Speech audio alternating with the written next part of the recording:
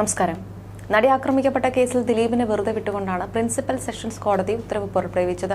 ദിലീപിനെതിരായ ഗൂഢാലോചന കുറ്റം തെളിയിക്കാൻ പ്രോസിക്യൂഷൻ പരാജയപ്പെട്ടെന്നാണ് കോടതി ചൂണ്ടിക്കാട്ടിയത്. വിധി വന്നതിന് പിന്നാലെ വലിയ ആഹ്ലാദമാണ് ദിലീപ് പ്രകടിപ്പിച്ചത്. ഈ കേസിൽ തനിക്കെതിരെയാണ് യഥാർത്ഥ ഗൂഢാലോചന നടന്നതെന്നാണ് അദ്ദേഹം പറഞ്ഞത്.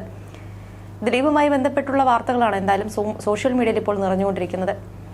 ദിലീപിന് പണ്ട് നിരവധി പേരുമായി പ്രശ്നങ്ങൾ ഉണ്ടായിട്ടുണ്ട്. ദിലീപ് ജയിലിലായപ്പോൾ പലരും ആ ദേഷ്യം തീർത്തിട്ടുമുണ്ട്. അത്തരത്തിൽ ദിലീപുമായി പിടക്കമുണ്ടായിരുന്ന ഒരാൾ തന്നെയായിരുന്നു ദിനേശ് പണിക്കർ. നിർമ്മാണത്തിൽ സജീവമായിരുന്ന കാലത്ത് നടൻ ദിലീപുമായി ഉണ്ടായ ചില പ്രശ്നങ്ങളെ തുടർന്ന് വലിയ തിരിച്ചടികൾ ദിനേശിന് നേരിടേണ്ടി വന്നിരുന്നു. ദിലീപ് നൽകിയ കേസിൽ പ്രതിയായി മാനസിക വിഷമം അനുഭവിച്ചിട്ടുള്ള ദിനേശ് പണിക്കർ പക്ഷേ പിന്നീട് ദിലീപ് ജയിലിൽ അടയ്ക്കപ്പെട്ടപ്പോൾ ആക്ഷേപിക്കാനോ പരിഹസിക്കാനോ മുതിർന്നതുമില്ല. വൈവിധ്യമാർന്ന കഥാപാത്രങ്ങളുമായി അഭിനയത്തിൽ സജീവമാണ് ദിനേശ് പണിക്കർ. ഇന്ന് അഭിനയത്തിന് പുറമെ നിർമ്മാണത്തിലും അദ്ദേഹം കൈവച്ചിരുന്നു. അപ്രതീക്ഷിതമായി കൈ പൊള്ളിയതിനെക്കുറിച്ചും അതിൽ നിന്നും കരകയറിയതിനെക്കുറിച്ചുമെല്ലാം അദ്ദേഹം പലപ്പോഴും തുറന്നു പറഞ്ഞിട്ടുണ്ട്. ഒരു കാലത്ത് നിർമ്മാണത്തിൽ സജീവമായിരുന്നതുകൊണ്ട് മലയാള സിനിമയിലെ ഒട്ടുമിക്ക മുൻ താരങ്ങളുമായും നല്ലൊരു സൗഹൃദം ദിനേശിനുണ്ടായിരുന്നു. ദിനേശ് പണിക്കർ എന്നാൽ ഇന്ന് പലർക്കും സിനിമകളിലും സീരിയലുകളിലും അഭിനയിക്കുന്ന നടൻ മാത്രമാണ്. എന്നാൽ ഒരു കാലത്ത് അങ്ങനെയായിരുന്നില്ല. കിരീടം ഉൾപ്പെടെ ഒത്തിരി ഹിറ്റ് സിനിമകളുടെ നിർമ്മാതാവായിരുന്നു അദ്ദേഹം. ഒരു ചെക്ക് ബൗൺസ് കേസിൽ അറസ്റ്റിലായതിനു ശേഷമാണ് ദിനേശ് പണിക്കരുടെ കരിയറിൽ പതനം സംഭവിച്ചത്. നിർമ്മാതാവായിരുന്ന കാലത്ത് എടുത്ത ഏതാനും ചിത്രങ്ങൾ പങ്കുവച്ച് എത്തിയിരിക്കുകയാണ് ഇപ്പോൾ ദിനേശ് പണിക്കർ. അത് അദ്ദേഹത്തിന് സുവർണ കാലമായിരുന്നു. സിബി മലയിലിന്റെ കല്യാണത്തിന് പോയപ്പോൾ എടുത്ത ഒരു ഫോട്ടോയും പ്രണയവർണ്ണങ്ങൾ എന്ന സിനിമയുടെ സെറ്റിൽ വെച്ച് മഞ്ജു വാര്യർക്കൊപ്പം എടുത്ത ഒരു ഫോട്ടോയുമാണ് ദിനേശ് പണിക്കർ പങ്കുവച്ചിരിക്കുന്നത്. 1996 ഞാൻ നിർമ്മിച്ച പ്രണയവർണ്ണങ്ങൾ എന്ന സിനിമയുടെ ഷൂട്ടിങ്ങിനിടയിലാണ് സുരേഷ് ഗോപിയും മഞ്ജു വാര്യരും ബിജു മേനോനും ചേർന്ന് എന്റെ സിനിമാ വിതരണ കമ്പനിയായ വിസ്മയ ഫിലിംസിന്റെ ഓഫീസ് ഉദ്ഘാടനം ചെയ്തത്. ഷൂട്ടിംഗ് ലൊക്കേഷനിൽ നിന്നും എത്തിയ മഞ്ജു വാര്യരോടൊപ്പം അപ്പോൾ എടുത്ത ഒരു ഫോട്ടോ എന്ന് പറഞ്ഞുകൊണ്ടാണ് മഞ്ജു വാര്യർക്കൊപ്പമുള്ള ഫോട്ടോ പോസ്റ്റ് ചെയ്തിരിക്കുന്നത്. 1989 കിരീടത്തിന്റെ ഷൂട്ടിംഗ് തുടങ്ങുന്നതിന് തൊട്ടു മുമ്പായിരുന്നു ഞങ്ങളുടെ സംവിധായകൻ സിബി മലയിലിന്റെ ബാലയുടെയും വിവാഹം. ചടങ്ങിൽ പങ്കെടുത്ത സമയത്തുള്ള ഒരു ഫോട്ടോ. ഉണ്ണിയും ഭാര്യയും ഞാനും ഭാര്യയും മോൻ രോഹിത്തും എന്ന് പറഞ്ഞുകൊണ്ട് മറ്റൊരു പോസ്റ്റും ഷെയർ ചെയ്തിരിക്കുന്നു. മോഹൻലാലിന്റെയും സിബി മലയിലിന്റെയും കൂട്ടുകെട്ടിൽ പിറന്ന എക്കാലത്തെയും മികച്ച ചിത്രമായ കിരീടം നിർമ്മിച്ചുകൊണ്ടാണ് ദിനേശ് പണിക്കർ സിനിമാ നിർമ്മാണത്തിലേക്ക് കടന്നത്. പിന്നീട് കളിവീട്, മയിൽപ്പീലിക്കാവ്, പ്രണയവർണ്ണങ്ങൾ പോലുള്ള നിരവധി സിനിമകൾ ചെയ്തു. സാമ്പത്തികമായി ബുദ്ധിമുട്ടുകൾ നേരിട്ടപ്പോൾ നൽകിയ ചെക്ക് ബൗൺസ് ആയതിനെ തുടർന്ന് നടൻ ദിലീപ് നൽകിയ കേസിൽ അറസ്റ്റിലായതിനു ശേഷമാണ് തന്റെ കരിയറിൽ പതനം സംഭവിച്ചത് എന്ന് ദിനേശ് പണിക്കർ തന്നെ മുൻപ് വെളിപ്പെടുത്തിയിട്ടുള്ളതാണ്. പിന്നീട് അഭിനയ ലോകത്തേക്ക് എത്തിയ ദിനേശ് പണിക്കർ നിരവധി സിനിമകളിലും സീരിയലുകളിലും അഭിനയിച്ചു. ദിലീപിന്റെ സിനിമകളിലും ദിനേശ് പണിക്കർ പിന്നീട് ഭാഗമായിരുന്നു. കാര്യസ്ഥൻ, അരികെ, റിംഗ് മാസ്റ്റർ പോലുള്ള സിനിമകളിൽ ദിനേശ് പണിക്കർ അഭിനയിച്ചിട്ടുണ്ട്. ഉദയപുരം സുൽത്താൻ എന്ന ചിത്രത്തിന്റെ വിതരണക്കാരനായിരുന്നു ദിനേശ് പണിക്കർ. നൽകിയ 1.5 ലക്ഷം രൂപയുടെ ചെക്ക് മടങ്ങിയെന്ന് ആരോപിച്ചാണ് വർഷങ്ങൾക്ക് മുമ്പ് ദിലീപ് ദിനേശ് പണിക്കർക്കെതിരെ കേസ് നൽകുകയും അദ്ദേഹത്തെ അറസ്റ്റ് ചെയ്ത് മജിസ്ട്രേറ്റിന് മുമ്പിൽ ഹാജരാക്കുകയും ചെയ്തത്. എന്നാൽ ദിലീപുമായി ഇപ്പോൾ പ്രശ്നങ്ങളൊന്നുമില്ലെന്നും നല്ല സൗഹൃദത്തിലാണെന്നും പറയുകയാണ് ദിനേശ് പണിക്കർ. താൻ അനുഭവിച്ച വേദന ദിലീപിന് തിരിച്ചു കൊടുക്കണമെന്ന് ആഗ്രഹിച്ചിട്ടില്ലെന്നും ദിനേശ് പറഞ്ഞിട്ടുണ്ട്. 2002 ദിലീപുമായുള്ള വിഷയം നടന്നത്. പിന്നെ ഒരു തിരുത്തൽ കൂടിയുണ്ട്. ഞാൻ ജയിലിൽ കിടന്നിട്ടില്ല, അവിടെ വരെ പോയി. പിന്നെ എനിക്ക് അസുഖം വന്നതുകൊണ്ട് ആശുപത്രിയിൽ കൊണ്ടുപോയി. അതിനാൽ ജയിൽ അറയ്ക്കകത്ത് കിടക്കേണ്ട ആ സാഹചര്യം എനിക്ക് വന്നിട്ടില്ല. ഞാൻ ജയിലിൽ കിടന്നുവെന്നത് അപവാദമാണ്. ഞാൻ അനുഭവിച്ച വേദന ദിലീപിന് തിരിച്ചു കൊടുക്കണമെന്ന് ഒരിക്കലും ആഗ്രഹിച്ചിട്ടില്ല. മനസ്സിൽ കുറച്ച് നന്മ കരുതുന്നത് കൊണ്ടാകാം. എനിക്ക് അന്ന് വിഷമമുണ്ടായിരുന്നു, പക്ഷെ പ്രാഗിയിട്ടില്ല. അന്ന് പുള്ളി ചെയ്തത് എനിക്ക് തെറ്റായി തോന്നി. പക്ഷെ ഇപ്പോൾ ഞങ്ങൾ സുഹൃത്തുക്കളാണ്. അതേസമയം തന്നെ ദിലീപിനെതിരെ പലരും ഇത്തരത്തിൽ രംഗത്ത് വന്നിട്ടുണ്ട്. കൈതപ്രവും അത്തരത്തിൽ രംഗത്ത് വന്നിട്ടുണ്ട്. അതേസമയം മലയാള സിനിമയിൽ ഒരു കാലത്ത് തിളങ്ങി നിന്നിരുന്ന രചയിതാക്കളിൽ ഒരാളായിരുന്നു കൈതപ്രം ദാമോദരൻ നമ്പൂതിരി.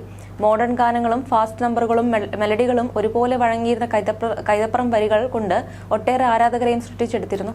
എന്നാൽ അടുത്തിടെ ദിലീപ് നടിയെ ആക്രമിച്ച കേസിൽ കുറ്റമുക്തനായതിനു പിന്നാലെ മുൻപ് കൈതപ്രം ദിലീപിനെ കുറിച്ച് പറഞ്ഞ വാക്കുകളും ചർച്ചയായി. ഈ അഭിമുഖത്തിൽ ദിലീപ് തന്നോട് മോശമായി പെരുമാറിയതിനെ കുറിച്ച് അദ്ദേഹം തുറന്ന് പറയുന്നുണ്ട്. മാത്രമല്ല തനിക്ക് അയാളെ പേടിയില്ലെന്നും അവിടെ പിന്നീട് നിന്നില്ലെന്നും അയാളുടെ പാട്ടുകൾ എനിക്ക് വേണ്ടെന്നും കൈതപ്രം പറഞ്ഞ വാക്കുകളാണ് ഇപ്പോൾ ദിലീപ് ഹേറ്റേഴ്സ് ഏറ്റെടുത്തിരിക്കുന്നത്. ദിലീപ് ഒരിക്കൽ എന്നെ വിളിച്ച് പാട്ടെഴുതിക്കാൻ കൊണ്ടുപോയി. ഒരു പാട്ട് എഴുതി കഴിഞ്ഞിരുന്നു. രണ്ടാമത്തെ പാട്ട് എഴുതുമ്പോൾ അയാൾ പറഞ്ഞു ഇനി അടുത്തത് വേറെ നമ്പൂതിരി എഴുതുമെന്ന്. എനിക്ക് ഒരു പാട്ട് മാത്രമേ ഉള്ളൂവെന്ന് അയാൾക്ക് നേരിട്ട് പറഞ്ഞാൽ മതിയായിരുന്നു. അവിടെ ദീപക് ദേവിന്റെ സ്റ്റുഡിയോയുടെ മുകളിൽ ഒക്കെ പോയിട്ടാണ് പറയുന്നത്. അത്ര ധിക്കാരമൊന്നും വേണ്ടെന്ന് അയാളോട് പറഞ്ഞു. ഞാൻ ഇറങ്ങിപ്പോരുകയായിരുന്നു. എനിക്ക് വേണ്ട അവന്റെ പാട്ടും പടവും എന്നാണ് ഞാൻ പറഞ്ഞത്. അവനല്ല മറ്റാര് പറഞ്ഞാലും ഞാൻ കേൾക്കില്ല. പിന്നെയാണ് അവനിപ്പോൾ ഇത് കണ്ടോട്ടെ. എന്നെ ഇനി വിളിച്ചില്ലെങ്കിലും ഒരു പ്രശ്നവും എനിക്കില്ല. അവനെ ഞാൻ വിളിക്കില്ല. എനിക്ക് ഇതിലൊന്നും ഒരു പേടിയുമില്ല. എന്നെ സംബന്ധിച്ചുള്ള ഒരു കാര്യത്തിലും എനിക്ക് പേടിയില്ല. ഒറ്റ പാട്ടേ എനിക്കുള്ളൂ, ഒറ്റ മനസ്സേ എനിക്കുള്ളൂ. തോന്നുമ്പോൾ മാറുകയും വീടിനകത്ത് ഒരു ഭാഷയും പുറത്ത് വേറെ ഒരു ഭാഷയും എനിക്കില്ല. ഞാൻ ആ നിലപാടിൽ ഉറച്ചു വിശ്വസിക്കുന്നു, അതിൽ ഉറച്ചു നിൽക്കുകയും ചെയ്യുന്നു. എൻ്റെ ധീരതയും സ്നേഹവും അത് തന്നെയാണ് എന്നാണ് ഞാൻ കരുതുന്നത്. സ്നേഹം മാത്രമാണ് സത്യമെന്നാണ് ഞാൻ പറയുന്നത്. ഒരേ മനസ്സോടെ ചെയ്തില്ല എങ്കിലും ഒരിക്കലും മുന്നോട്ട് പോയില്ല. എല്ലാവർക്കും പറ്റുന്നത് ചെയ്തിട്ടേ കാര്യമുള്ളൂ. ജനങ്ങളുടെ പൾസ് അറിയാത്ത ഒരുത്തന് ഒരിക്കലും നേരെ എഴുതാൻ കഴിയില്ല. മറ്റു മതങ്ങളിലെ ഭക്തിഗാനങ്ങൾ പോലും ഞാൻ എഴുതിയിട്ടുണ്ട്. ക്രിസ്തീയ ഭക്തി ഗാനങ്ങളും നബിയെക്കുറിച്ചുമൊക്കെ ഞാൻ എഴുതിയിട്ടുണ്ട്. ഗിരീഷ് പുത്തഞ്ചേരി പോലും ചില വരികൾ എഴുതാൻ പാടില്ലായിരുന്നു എന്ന് ഞാൻ പറഞ്ഞിട്ടുണ്ട്. നിന്റെ മാറിലെ എന്നൊക്കെ പറഞ്ഞ വരികൾ ആയിരുന്നു ഉദ്ദേശിച്ചത്. ഇതൊന്നും എഴുതാൻ പാടില്ലായിരുന്നു. അയാൾക്കും ഇല്ലേ ഭാര്യയും അമ്മയും ഒക്കെ. ഞാൻ അവനോട് പറഞ്ഞു, നീ ഇങ്ങനെ ഒന്നും എഴുതാൻ പാടില്ല, വൃത്തികേടാണെന്നൊക്കെ. അതൊക്കെ അസഭ്യമല്ലേ. എൻ്റെ അനിയൻ വിഷൻ മരിച്ച സമയമൊക്കെ തരണം ചെയ്തില്ലേ? അവൻ ഹോസ്പിറ്റലിൽ കിടക്കുമ്പോൾ എനിക്ക് കാണാൻ പോകാൻ പോലും ആവുമായിരുന്നില്ല. ഒരിക്കലും അതിന് എനിക്ക് പറ്റില്ലായിരുന്നു. അവൻ മരിച്ചു കിടക്കുമ്പോൾ പിന്നെ എനിക്ക് കാണാതിരിക്കാൻ പറ്റുമോ? ഇനി എന്ത് ചെയ്യും? ഒന്നും ചെയ്യാൻ ഇല്ല. ലോഹി എൻ്റെ ആത്മാവിനോട് ചേർന്ന് നിൽക്കുന്ന ആളായിരുന്നു. ഭയങ്കര ആത്മബന്ധമായിരുന്നു എന്നും അദ്ദേഹം പറഞ്ഞു. അതേസമയം തന്നെ നടിയെ ആക്രമിച്ച കേസിൽ പലരും ഇതുപോലെ രംഗത്ത് വന്നിട്ടുണ്ട്. ദിലീപിനെതിരെയുള്ള വിമർശനവും ശക്തമാണ്. നടി ആക്രമിച്ച കേസിൽ അതിജീവിത നിയമ പോരാട്ടം നടത്തിയ 8 വർഷവും അപമാനിക്കപ്പെട്ടുവെന്ന് ഭാഗ്യലക്ഷ്മിയും കഴിഞ്ഞ ദിവസം പറയുകയുണ്ടായി. പ്രതിഭാഗത്തെ 9 അഭിഭാഷകർ അവളെ വെർബൽ റേപ്പ് ചെയ്യുകയായിരുന്നുവെന്നും അവിടെയാണ് അവൾ വളർന്നു പോയതെന്നും ഭാഗ്യലക്ഷ്മി പറഞ്ഞു. കണ്ണൂരിൽ സംഘടിപ്പിച്ച അവൾക്കൊപ്പം പ്രതിഷേധ പരിപാടിയിൽ സംസാരിക്കുകയായിരുന്നു ഭാഗ്യലക്ഷ്മി. അന്ന് രാത്രി 2 മണിക്കാണ് തനിക്ക് ആ കോൾ വന്നത്. ഇങ്ങനെ ഒരു വിഷയമുണ്ട്, ഒരു നടി എന്ന് മാത്രമേ പറഞ്ഞുള്ളൂ. നേരം വെളുത്തപ്പോഴാണ് ആരാണെന്ന് അറിഞ്ഞത്.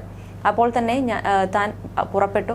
അന്ന് മുതൽ അവൾ ആ 2 മണിക്കൂർ നേരം അനുഭവിച്ച വേദനയെക്കുറിച്ച് മാത്രമാണ് പറഞ്ഞത്. 2 മണിക്കൂർ ഈ കാറിൽ അവളെ ഉപദ്രവിച്ചു കൊണ്ടിരിക്കുമ്പോൾ അവളുടെ അമ്മ അവൾ എറണാകുളത്ത് എത്തിയോ എന്നറിയാൻ വിളിച്ചുകൊണ്ടിരുന്നു. നിയമപരമായി ഒരു പോരാട്ടത്തിന് എന്ന് അവൾ കോടതി കയറിയോ അന്ന് മുതൽ ഈ 8 വർഷക്കാലം അവൾ അപമാനിക്കപ്പെട്ടുകൊണ്ടേയിരുന്നു. 9 പേർ മാറി മാറി വാക്കുകൾ കൊണ്ട് ആ 2 മണിക്കൂർ ആ വൃത്തികെട്ടവൻ ചെയ്തത് അവളോട് ചെയ്തുകൊണ്ടിരുന്നു. Verbal rape. അവിടെയാണ് അവൾ തളർന്നു പോയത്. അതിനുള്ളിൽ അവളെ രക്ഷിക്കാൻ ആർക്കും സാധിച്ചില്ല. നിങ്ങൾ എന്തിനാണ് ആവശ്യമില്ലാതെ ഈ വിഷയത്തിൽ ഇടപെടുന്നതെന്ന് സിനിമയിലെ പലരും എന്നോട് ചോദിച്ചു. അവരോട് താൻ പറഞ്ഞത്, നാളെ ഞാനായിക്കൂടെ, എനിക്ക് സംഭവിച്ചുകൂടെ എന്ന് ചോദിച്ചു. അവനെ പിന്തുണയ്ക്കുന്നവർക്കൊക്കെ പെൺമക്കളില്ലേ? സിനിമയിലെ രാഷ്ട്രീയക്കാരും നായകന്മാരും എല്ലാവരും. സിനിമയിലെ വിരലിൽ എണ്ണാവുന്നവർ മാത്രമേ അവനൊപ്പമുള്ളൂ. കേരളം മുഴുവൻ അവൾക്കൊപ്പമാണ്. കേരളത്തിൽ അങ്ങേയറ്റം മുതൽ ഇങ്ങോട്ട് അവൾക്കൊപ്പം നിന്ന് പോരാട്ടം നടത്തുന്നവരുടെ ഓരോ പോസ്റ്റുകളും അവൾക്ക് അയച്ചു കൊടുക്കും. കാരണം അവൾക്ക് ധൈര്യം കൊടുക്കുക എന്നത് നമ്മുടെ എല്ലാവരുടെയും ആവശ്യമാണ്. അതൊക്കെ നടി ആയതുകൊണ്ടോ പ്രശസ്തി ആയതുകൊണ്ടോ അല്ല. ഇന്നവൾ ജയിച്ചാൽ നാളെ പല പെൺകുട്ടികൾക്കും പ്രചോദനമാകും. അവനൊപ്പം നിൽക്കാൻ ആരാധന മാത്രം മതി. പക്ഷെ അവളോടൊപ്പം നിൽക്കണമെങ്കിൽ മനസാക്ഷിയാണ് വേണ്ടത്. ആരാധന ഇന്നല്ലെങ്കിൽ നാളെ പോകും. പലരും പറയാറുണ്ട് സോഷ്യൽ മീഡിയയിൽ ഭയങ്കരമായ അയാളുടെ സപ്പോർട്ടേഴ്സ് ആണെന്ന്. വളരെ കുറഞ്ഞ ശതമാനം ആളുകൾ മാത്രമേ ഏട്ടൻ ആരാധകരുള്ളൂ. കാരണം ലക്ഷോപലക്ഷം ആരാധകരുണ്ടെങ്കിൽ അയാളുടെ പടം ഇങ്ങനെ പൊട്ടിപ്പോകില്ലല്ലോ. ആ പടം ഓടാൻ ആ ആരാധകർ മതിയല്ലോ എന്നാണ് ഭാഗ്യലക്ഷ്മി വിമർശിച്ച് സംസാരിച്ചത്.